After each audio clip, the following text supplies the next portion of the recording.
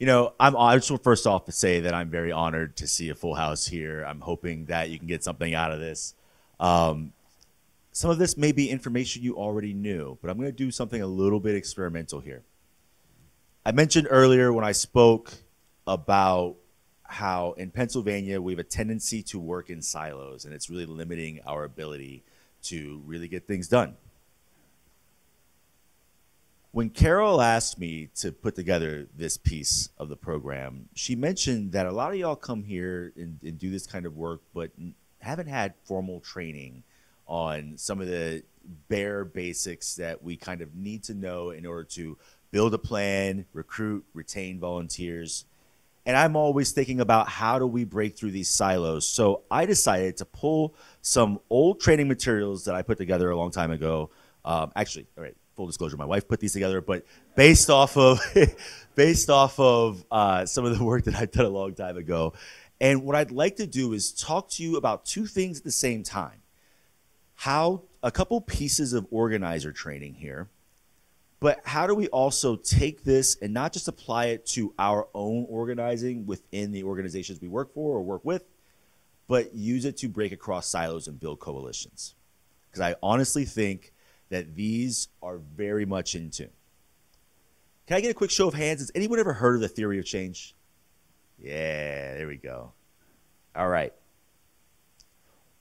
For the rest of us, what is the theory of change? Theory of change is a way to describe a set of assumptions to explain why a particular way of working will be effective. Essentially, the theory of change sets our roadmap for how we get from here to there. My theory for right now is that if I take 10 steps this way, I'm going to be standing on the other side of the room. When it comes to organizing, we really need to be intentional about how we build our campaigns. And I keep walking in front of that, sorry. I had to deal with the progression stream in a long time. But how we put our campaigns and our plans together. What is the theory for how we're going to get from point A to point B? The theory of change helps us link what we do day to day with the long changes we want to see in our communities. When it comes to breaking across silos, the theory of change can also help us navigate how we get from point A to point B with friends, with other organizations that may not be working on the same issues we work on a daily basis.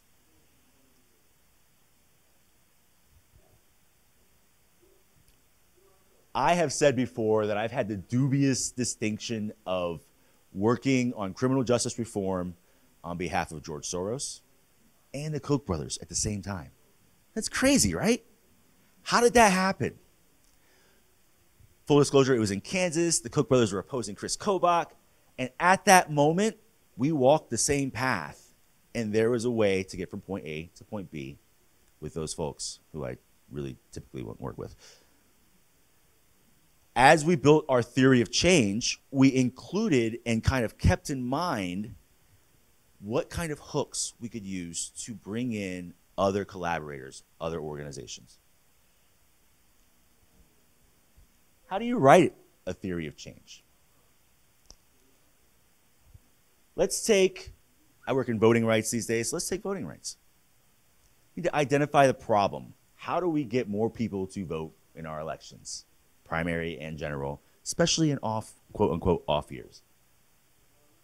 When I identify the problem, if I want to break across silos, I will also identify any other organizations or people who are also working on the same issue or issues that are tangential to the one I'm working on. Does that make sense? I like nods. Awesome. I want to create short and long-term goals. I want to be very intentional about where I want to be today, where I want to be in a few months, where I want to be in a few years. I want to start with the goal, getting more people to vote in the example I mentioned. I want to work backwards. Anyone who remembers long division or checking your work in school, very similar. And then once I start working backwards and I identify the steps I need in order to get from my solution back to my problem,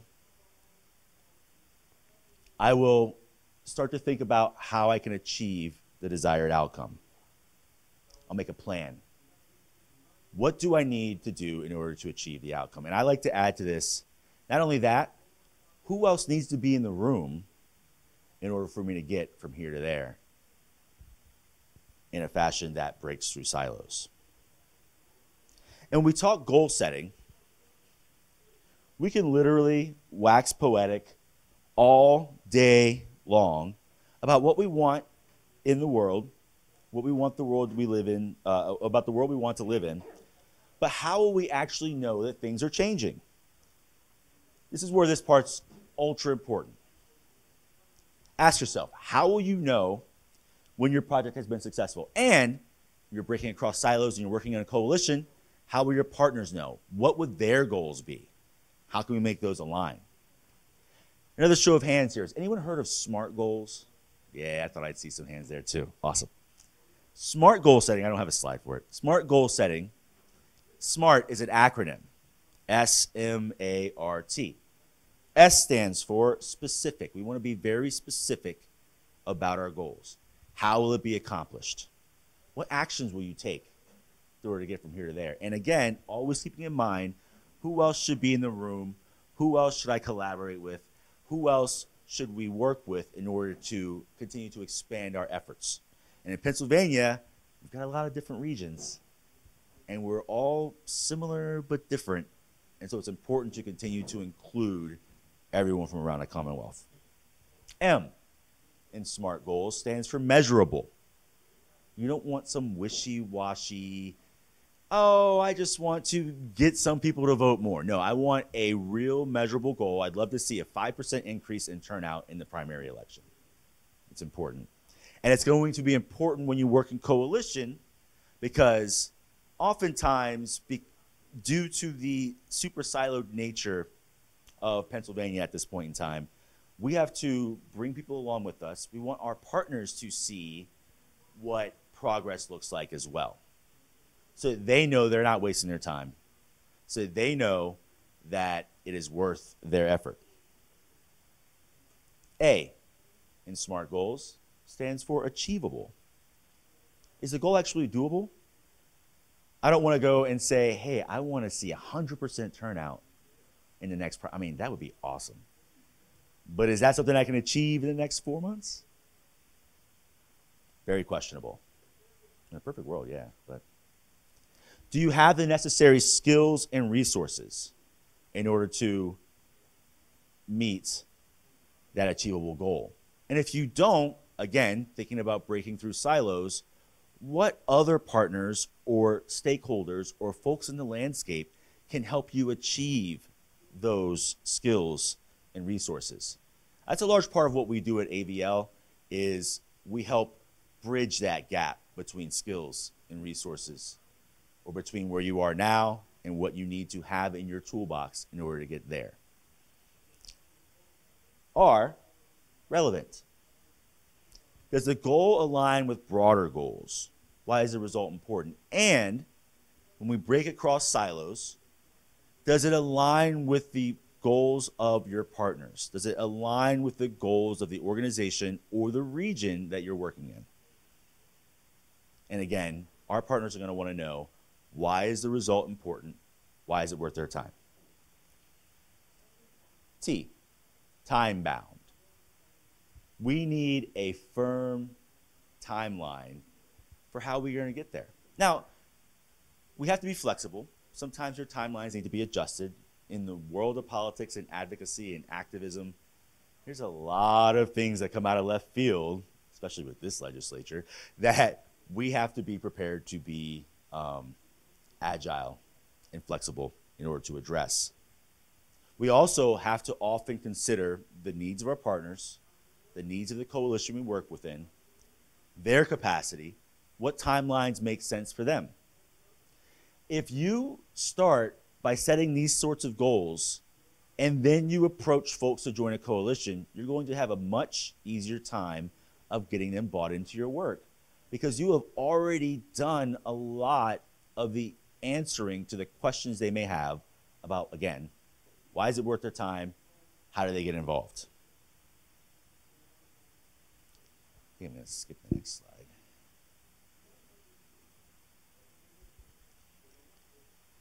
So when you work backwards from your end result to where you are today, you want to look at what you want.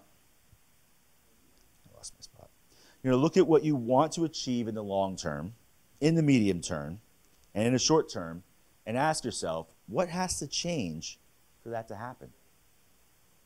And what outcome needs to have already been achieved in order for me to get to the ultimate end goal? You really have to be intentional about setting up your work piece by piece, step by step. Let's apply this to the voting system. What needs to change in order to get more people to vote? How do we make voting more accessible to populations that typically vote less? When I answer those questions, I have my next set of goals. And as you can see, it's kind of a never-ending cycle where we achieve one goal, short, medium, long term, use that achievement to set the next goals as we ask ourselves these questions and continue to move forward.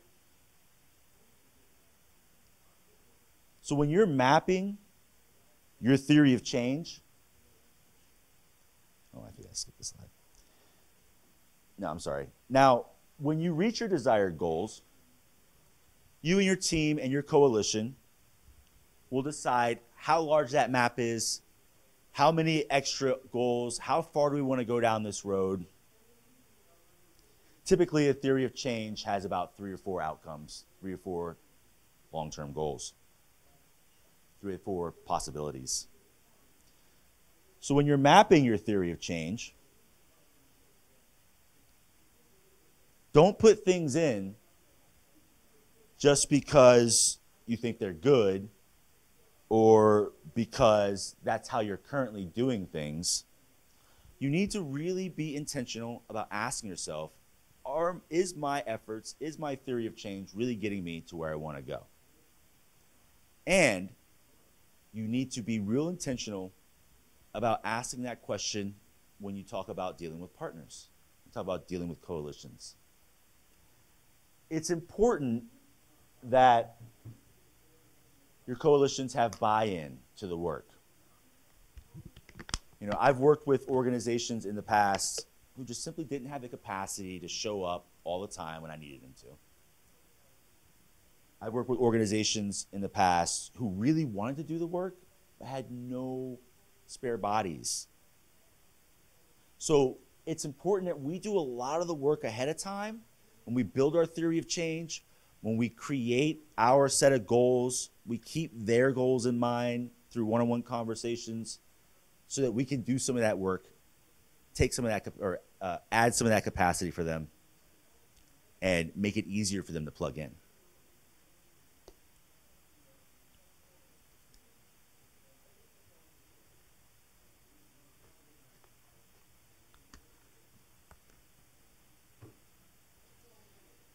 And then, once you have brought them to the table, it's time to build capacity together. I don't know if this is going to go right to the next. No, okay.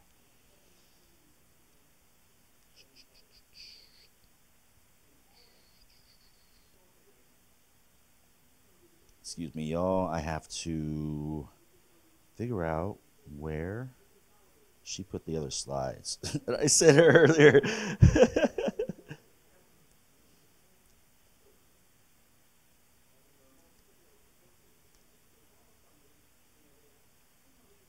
Sorry about this.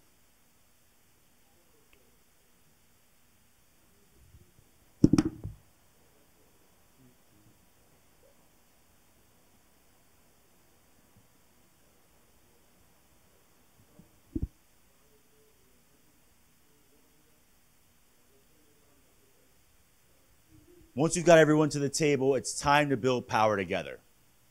Volunteer recruitment, which a lot of y'all are, I'm assuming, is literally the backbone of the work we do. When we recruit volunteers and we're working across silos, sometimes we have to recognize that we're not recruiting volunteers for us, but we're recruiting volunteers for our partners. At Able, we're not a membership-based organization. We're an expertise-based organization, but I spend a lot of time recruiting volunteers to send to my partners. It requires a lot of selflessness and connecting with folks, and also awareness of where you are in operation so that you can plug people into the right pipelines.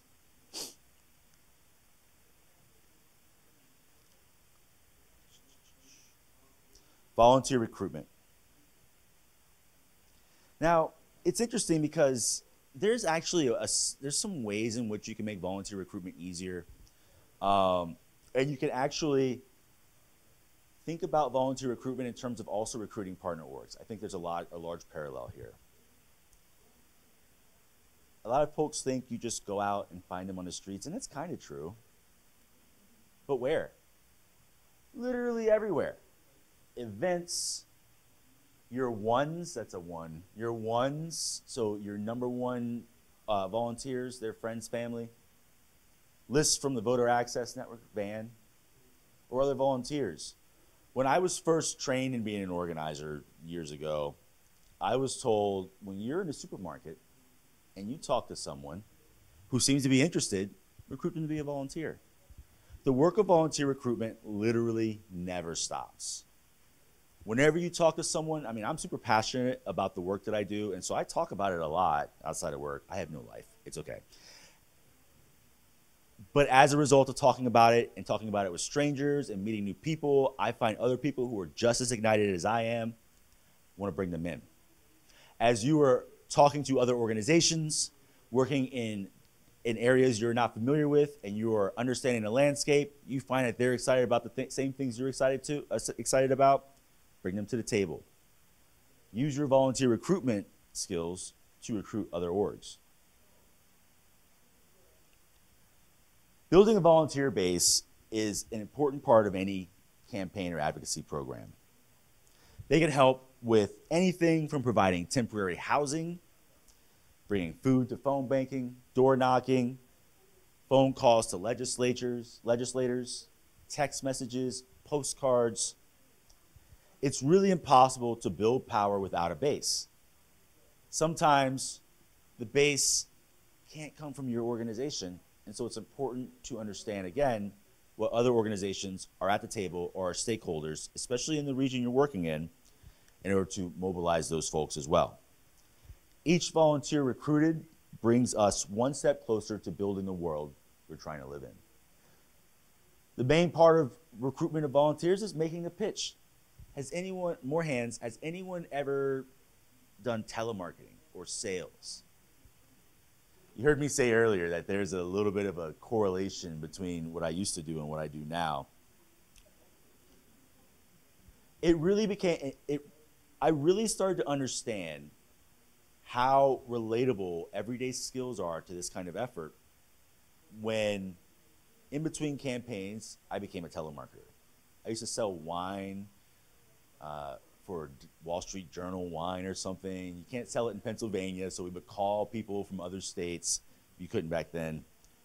And the training that I learned in between campaigns on how to sell people stuff allowed me to bring that back to campaigns, because in campaigns and the work that we do, we are selling people on an idea instead of a product. Sometimes a candidate instead of a product. We need to recognize that there's a lot of parallels there. There's no such thing as a one-size-fits-all pitch. What works well for one person may not work as well for another. The best pitch is something that feels comfortable. You don't want to be reading off your scripts because it sounds robotic. People can feel that even through the phone or in person. You want a pitch that expresses urgency. You need to tell them what the issue is, why they are the person who is needed in order to help solve that issue, why that organization is what is needed in order to help bridge the gap between here and the goal. You want to know your audience. If you need to, make some notes. about the people you're talking to. So-and-so spent some time incarcerated, cares greatly about the injustice in our streets and gun violence in Philadelphia. That way I know where to start with when I go talk to them. Remembering how someone likes their coffee or that they're on a trip with their kids, that allows you to start from a personable place, from a place of familiarity. And it softens their, I hate to say it like this, it softens their defenses and allows them to be more receptive to the work you're trying to get them to help you do. We also never end on a no, never end on a yes. When someone says, yes, I will help you, see if they'll do more. We have a lot of work to do and not a lot of people to do it. And sometimes people don't understand, and organizations may not understand, the ways in which they can be helpful because they don't understand all the roles that need to be filled. So it's important to be very specific. It's important to go in and have a plan. If you can't get them to commit to a specific ask, then get their contact info or make a plan to circle back with them later on. And then finally, confirm, confirm, confirm. When you get someone to say, yes, I will help, whether it's a person or an organization, follow up with them. Hey, you said you would help me on this day with this issue. We still good for that? What I like to do is repeat back to them what they committed to do.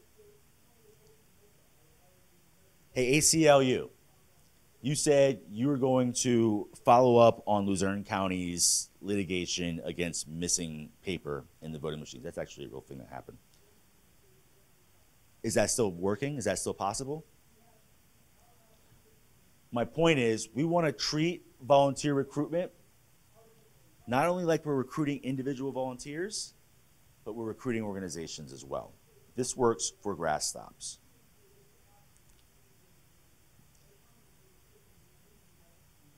When I was a young organizer, we did pitch practice every single day. I used to run paid canvassing operations in different states across the country after my first campaign. We started every day off with our canvassers practicing the script, practicing their pitch. We want them to understand it so they can make it their own.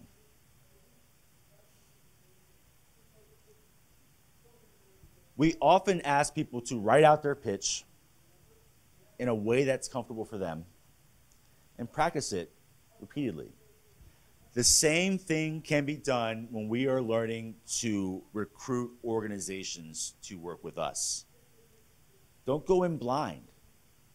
Go in with a firm idea of what you'd like to get out of the conversation, what you can offer, and what they need.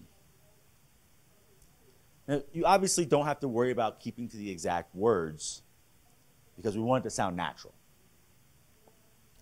But you do need that sense of urgency.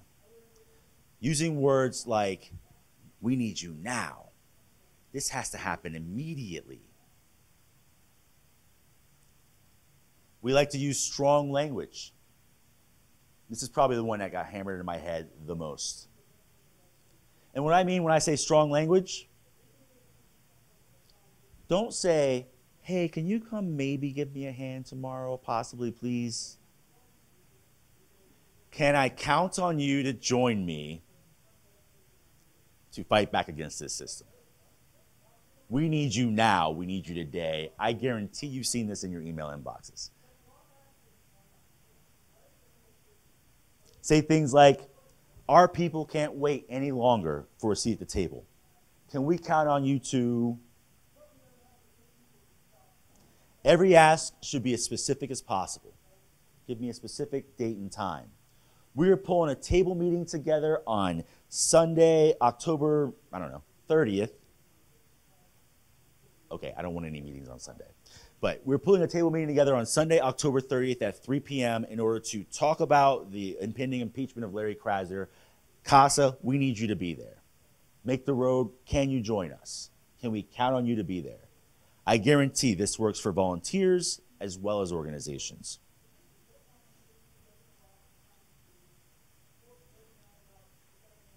Oftentimes, if you're working on a campaign or an advocacy piece and you're recruiting volunteers, you'll have a list of priority asks. What is the most important thing you need them to do? With an electoral campaign, it was often door knocking.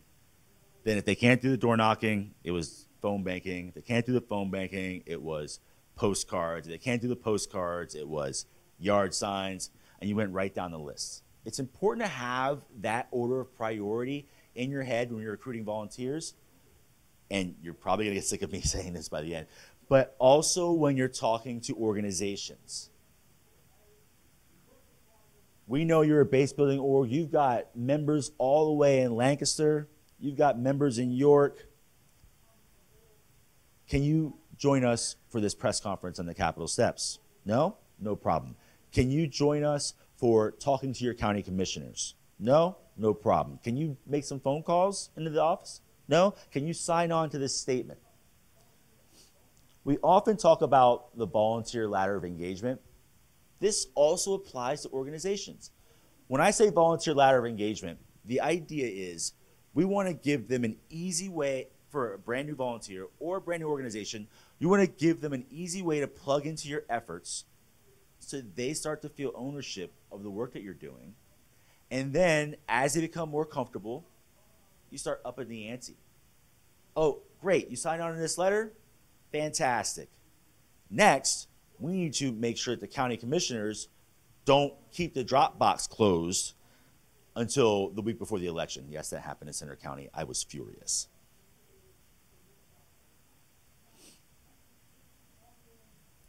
Again, write out your script, practice it. Have a sense of urgency. Have a sense of urgency. Use strong language. Every ask should be specific. Keep the priority list of asks in mind when dealing with individual volunteers and when recruiting organizations to join your cause. Perhaps the most effective way to recruit volunteers and other orgs is peer lobbying. Probably my favorite type of lobbying. Because when it comes to volunteers, not only are they a great source, your volunteers can be a great source for other volunteers by recruiting their friends and family. When it comes to organizations, some of our organizations have had long-standing relationships.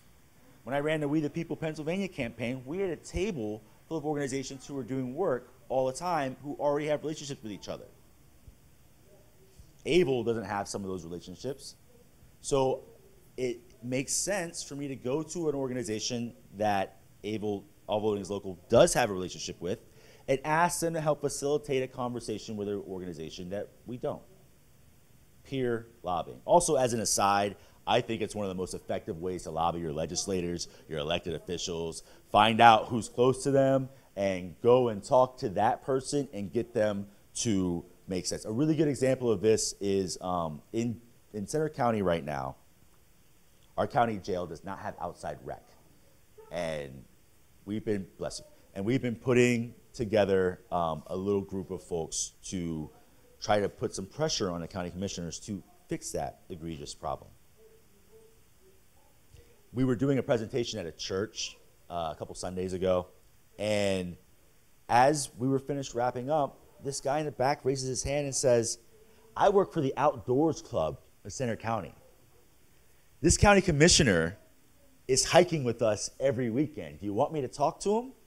Oh my God, yes. 1 week later, guess what's on the docket for the next prison board meeting? A firm discussion about outdoor rec and the promise to form a committee. Now, it's not the end all be all there, but that's how it works. We have to be super flexible and very creative with the ways in which we are pitching the work that we need to do.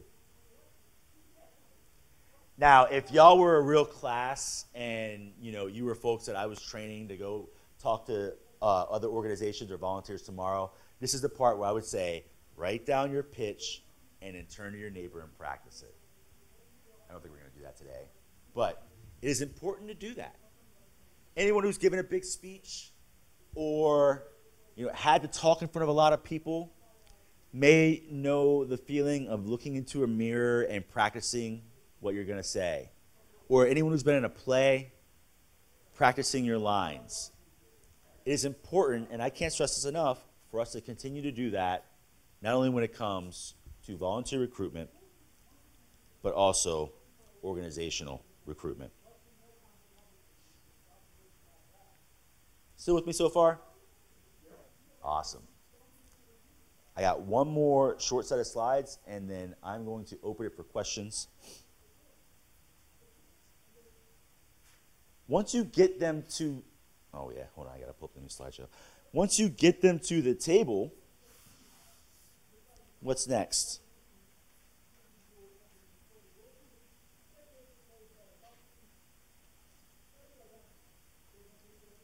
You gotta keep them there. You gotta make sure they understand that their time is worth it. You gotta make sure that you're not just wasting their time. One thing about volunteers is that often when they volunteer, it's because they have free time, they want to be effective, they want to be helpful.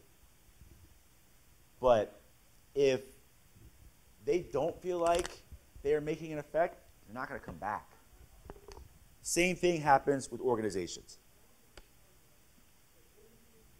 If you are working with an org and the work you're doing isn't coherent and it doesn't have the desired effect, maybe your timeline is off, you didn't have enough short, medium-term goals, that organization is going to stop showing up.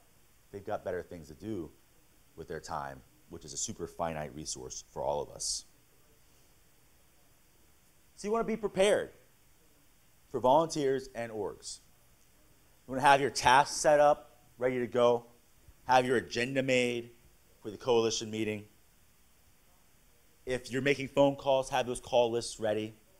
If you've got a call to action, have that prepared. Have that ready to go to share. You got social media graphics. Be ready to present that to the organization as you bring them to the table. If you're knocking doors with volunteers, have that turf ready.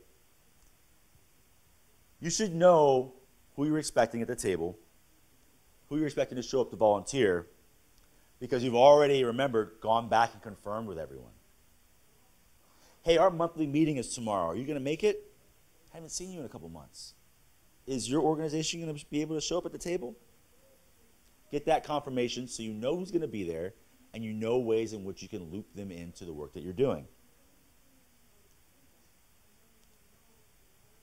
Think of it like any other business. If you walk in and things are disorganized when you walk into the business, you're not going to want to come back. If you walk into a restaurant and the tables are still dirty, there's napkins and trash everywhere, you're not going back to that restaurant.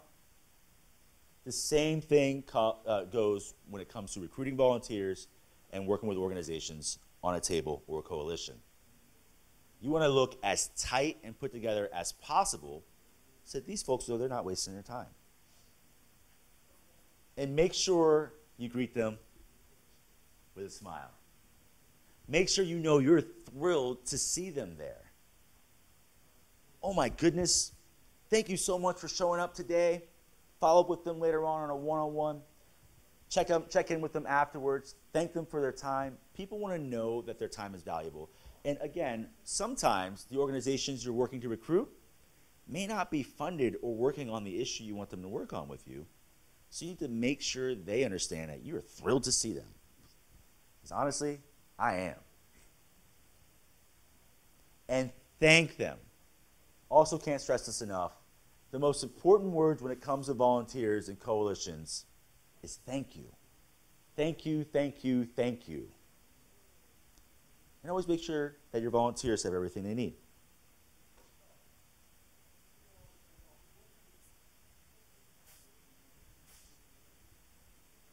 You want to make sure as well that you're setting them up with proper training. We were doing the voting in jail work. A lot of organizations didn't quite know, and I wager a lot of folks in here didn't know until I said something earlier, that you could vote in jail. Didn't even know how to get started on making that process work.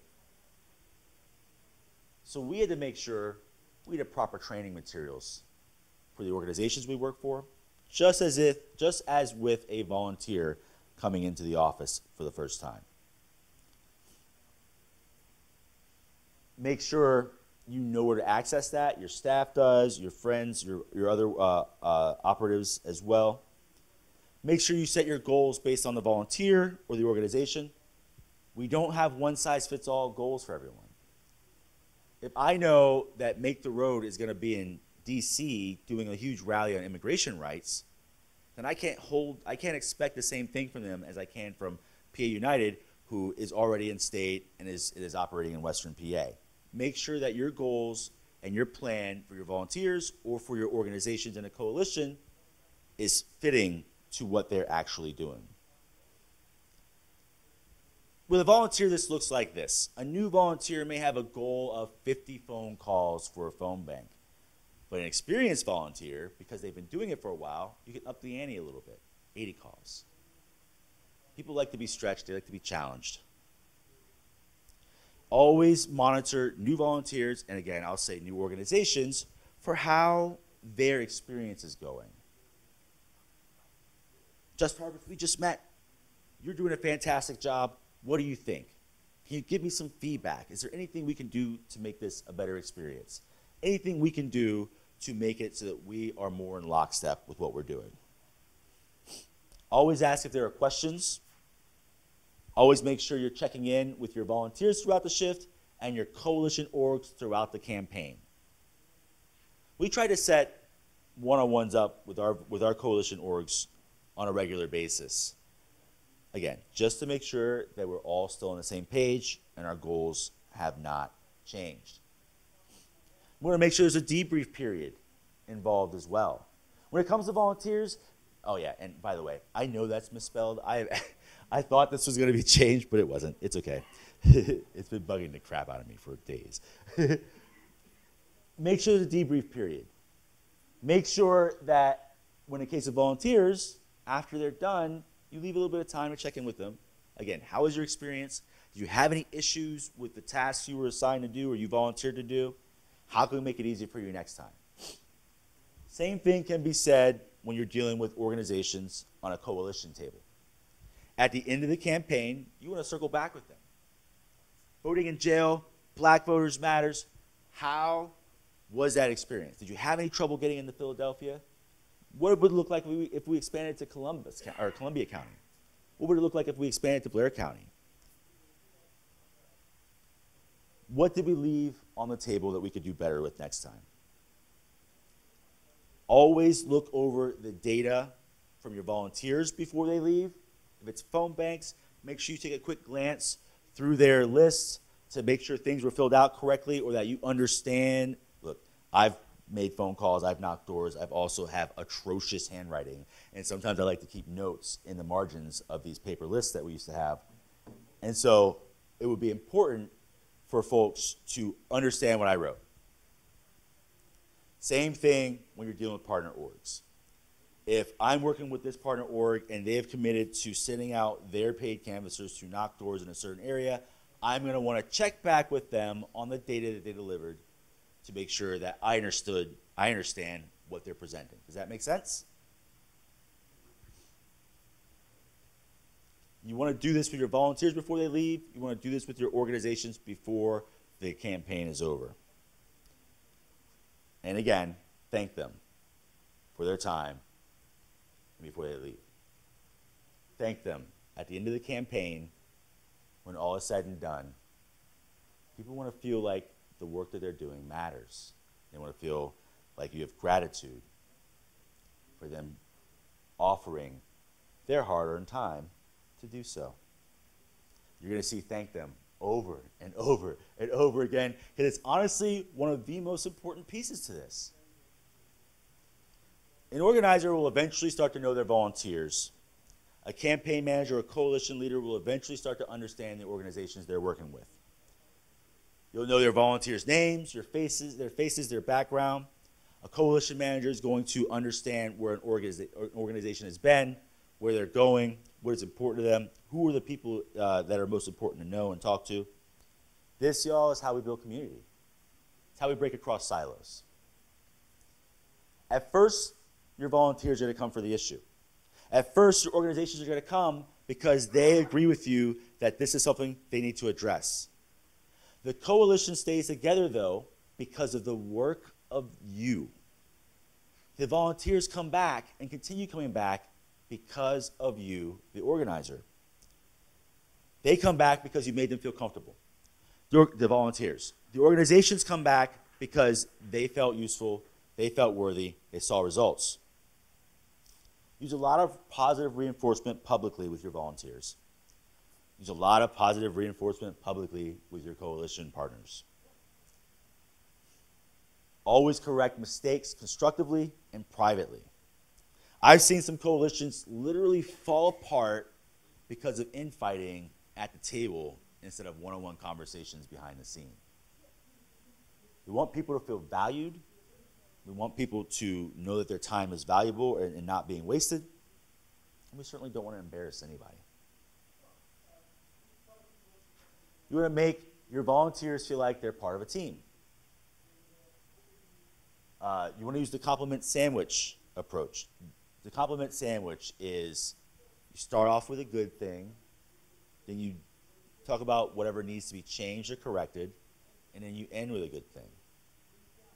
It really works. It really, really works.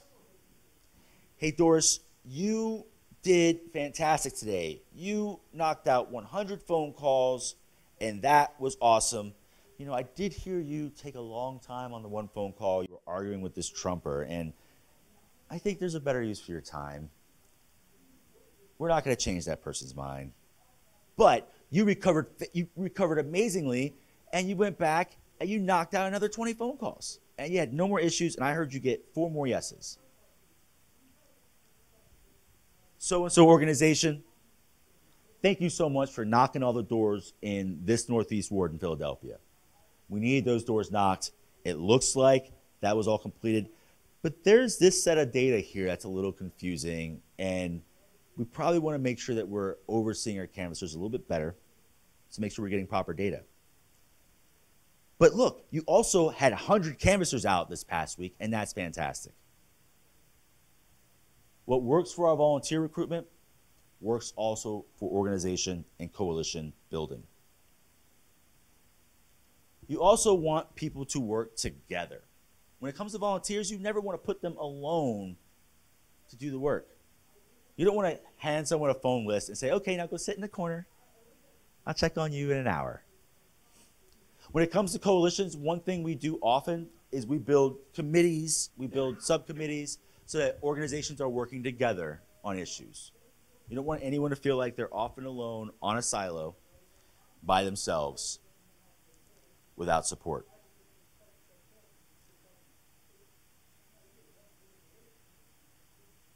You want to introduce your volunteers to other volunteers. Again, building community. You want to find ways in your coalition to build community as well. I think PA Voice does a really good job with this.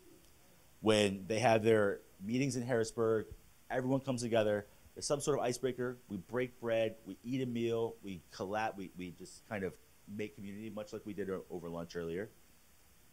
And then we get back to work. The stronger your community that you're building, the more likely it is to succeed because you're bought into each other.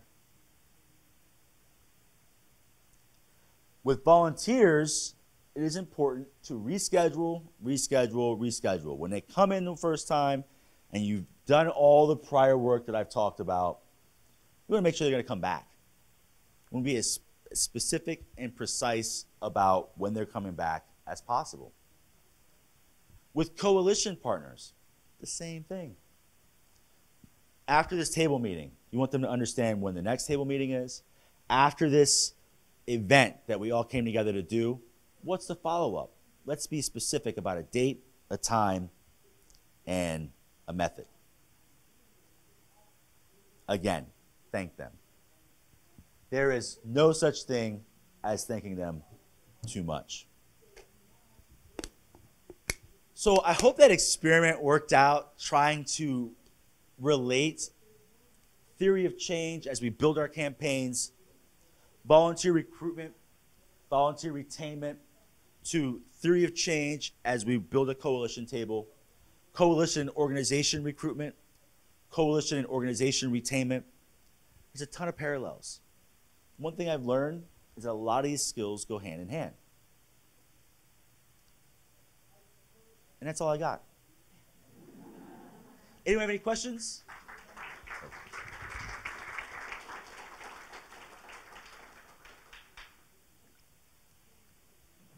Yes. Ha!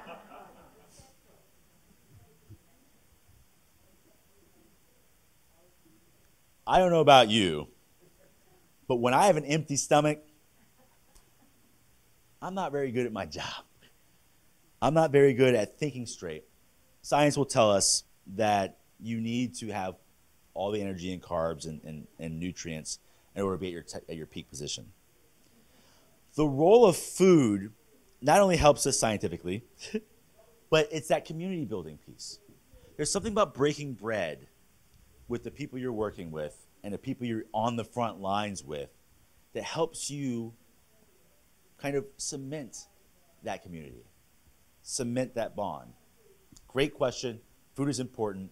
We do eat a lot of pizza in campaigns, so let's try to be a little more flexible with what that looks like.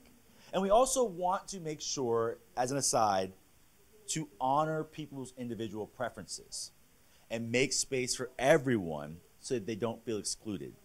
You don't want a spread of a bunch of different meats. And look, I love my barbecue. I like my meat. But I want to make sure there's space for people who have different dietary preferences, different dietary needs. I don't want to force everyone to drink milk if there's going to be some folks who are lactose intolerant. I don't want to force everyone to eat meat. There's people who are going to be vegetarian or vegan. I want to make sure that everyone feels included and no one feels left out or singled out when it comes to food. Great question. Yes, hello.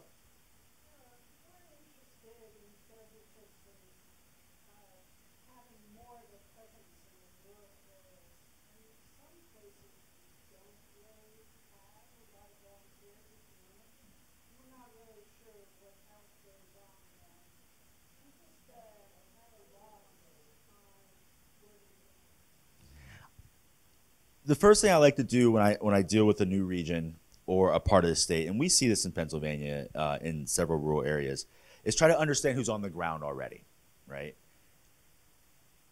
There are folks operating in the Commonwealth that aren't known on a statewide stage, but they're still there. Maybe it's an indivisible chapter, maybe it's an ACLU chapter, maybe it's a group of students, maybe it's in Tyrone, Pennsylvania, after the George Floyd riots, there were Black Lives Matters marches for a week. It was all white people in the town where I first learned about racism. I was so thrilled. No idea that those people lived in Tyrone until that happened. We often make the mistake in Pennsylvania of saying you've got Philly on one side, Pittsburgh on the other, Center County, Dauphin, and Alabama or Kentucky. I hate that, by the way. No. Because the reality of the situation is there are pockets of people like us everywhere. And I can tell you firsthand from working on a campaign out in Butler County, Indiana County, that there are people out there working hard. Crawford County, I've had a lot of dealings with recently. There are people out there working really hard. I see two hands. I see you there next. Yes. And there are people in those counties, especially like my county is incredibly red, who feel very alone and would love to be involved with something where they feel like their voice is making a difference. That's right. Because when they vote, they feel like it makes no difference. That's right. And for some things, right? Although we saw a lot of races this cycle come down at just like 20 votes or not for statewide. That's true. Yeah, thank you. Blessedly. Wait, C3, sorry. But you're absolutely right. And oftentimes what I found is, and did some door knocking in Lewistown, which is in Mifflin County. And every time I talk to a Democrat, I'm the only Democrat on this block. That's not what my list says. I did that in my own personal capacity, not as all voting is local, just for the record. But I have to say that. Oftentimes we feel like we're alone in these rural counties. But the fact is we're not. We just don't know each other. And so sometimes it's up to us in our organization to start building those pipelines.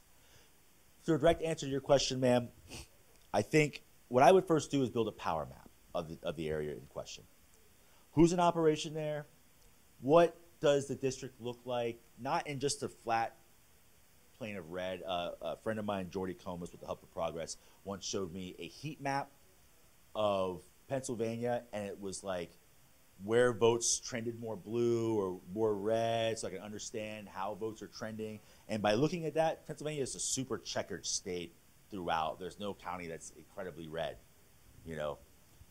So a real clear understanding of the region, who's there. Not just that, but also the elected officials. I was talking with someone just right before this thing started.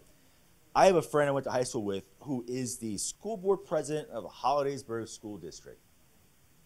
She's a Republican. But she is fighting tooth and nail to protect LGBTQ plus youth in Harrisburg School District. I love her for it. Just because it may look like they vote a certain way, there's plenty of reasons why that might happen. It doesn't mean you can't find a similar path for us to walk on for a short time. Does that make sense? Awesome. I saw another hand. There we go. Yes. Yes. Yes.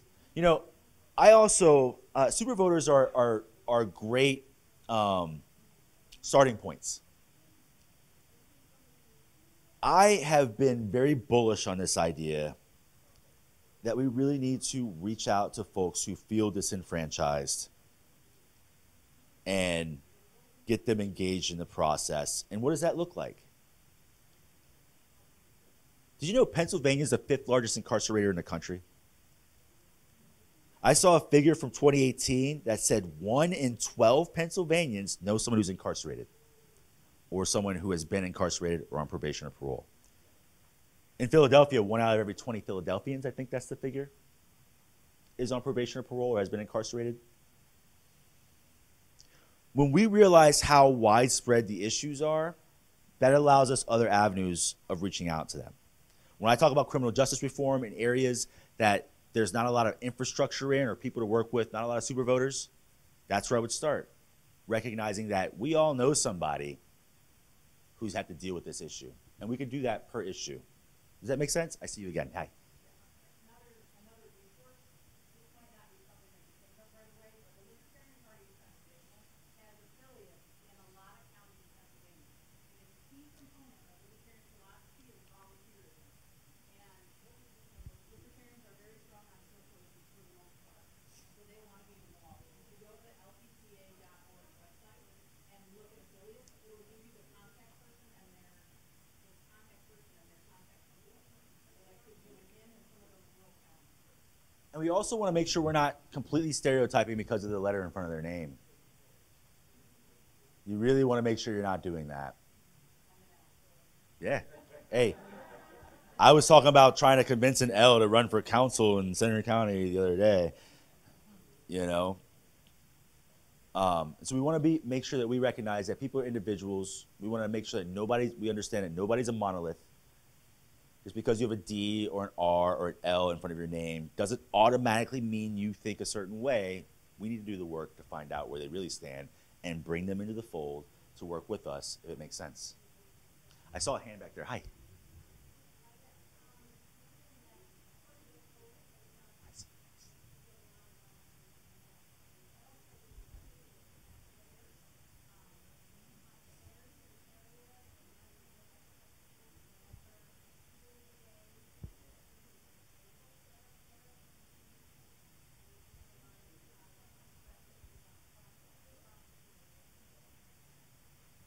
It's a really good point, and I think that goes into your power map as well. You want to make sure you understand what the big parts in the big events coming up in the area are. If you can't get a table, just load yourself up with buttons or a bag and walk around and meet people. It works, right? I see you in the back. Hi. Nope, that's you. Yeah. Sure.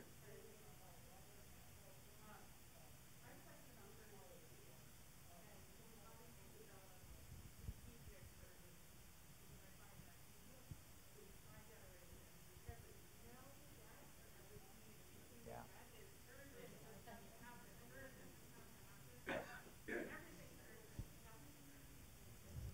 It's a really good point.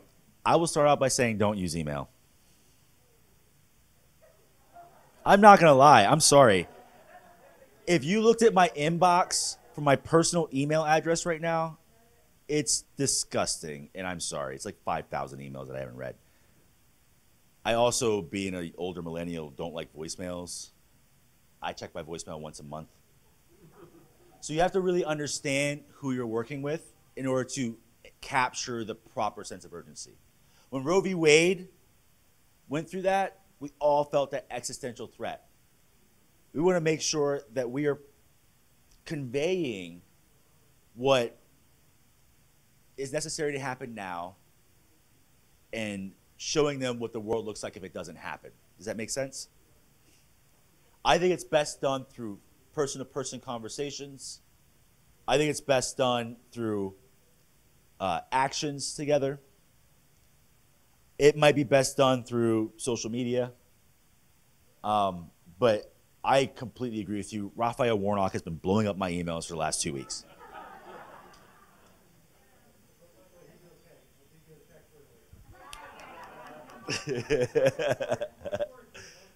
Okay, great. At some point, that email saturation has diminishing returns. That's why I say don't use email.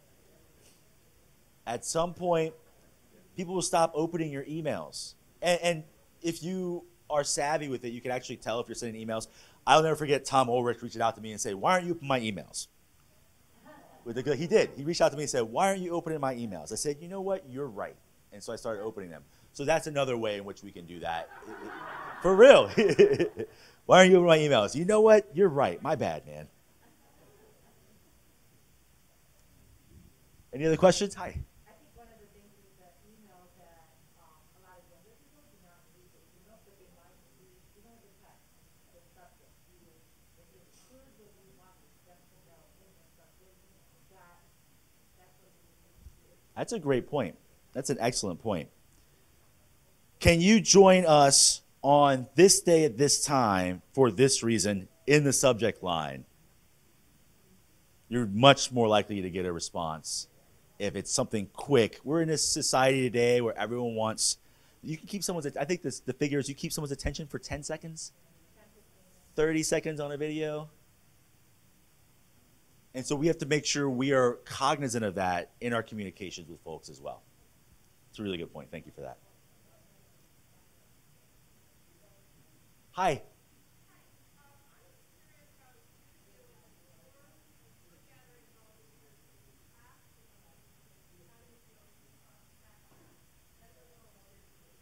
That's true. That's a really good question. It really depends on the organization that you're talking about. That's where some of the pre-work comes from, of knowing the organizations you're working with, having those one-on-one conversations, asking those tough questions, getting to know the people in your coalition table.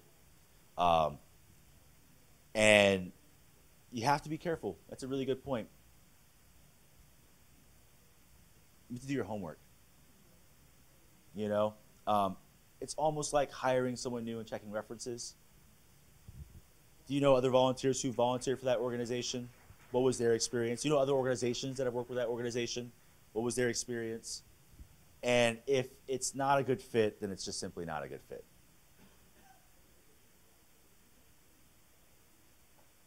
Any other questions?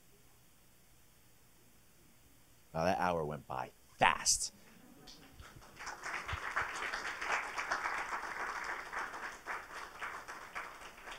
Thank you all so much for joining us. I hope that was useful.